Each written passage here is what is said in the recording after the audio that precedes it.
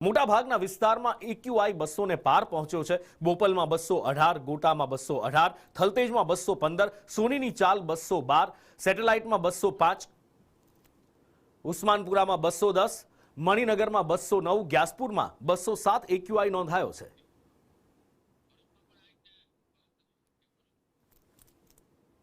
આ બાજુ ભરૂચમાં પણ હવા પ્રદૂષિત થઈ છે। કલેક્ટર કચેરીની બહાર લગાવેલા બોર્ડમાં એક્યુઆઈ 513 પહોંચ્યો છે।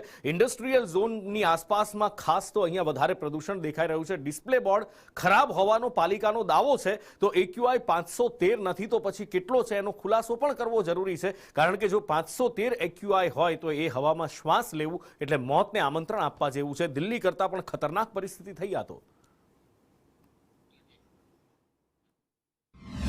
અમદાવાદની હવા ઝેરીલી બની રહી છે, કારણ કે એર ક્વોલિટી ઇન્ડેક્સના જે આંકડા આવી રહ્યા છે તે ખૂબ જ ચોંકાવનારા છે।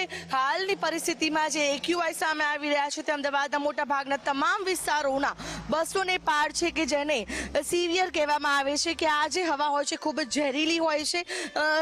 સેટેલાઇટમાં એક્યુઆઈ 205 આવ્યો છે, જ્યારે ગોતામાં 218, બોપલમાં પણ 200 ને પાર એક્યુઆઈ પહોંચી ગયો છે। ગ્યાસપુર, મણિનગરમાં પણ 200 ને પાર, ઉસ્માનપુરામાં એક્યુઆઈ 210 સામે આવ્યો છે, જ્યારે થલતેજમાં 215 એક્યુઆઈ સામે આવ્યો છે। જે રીતે હવામાં થતું પ્રદૂષણ છે, જે ધુવાડા જે ઉડી રહ્યા છે, જે ફેક્ટરીઓમાંથી જે ધુવાડા છે તે છોડવામાં આવતા હોય છે, ધૂળની રજકણો જે ઉડતી હોય છે, આ તમામને લઈને અત્યારે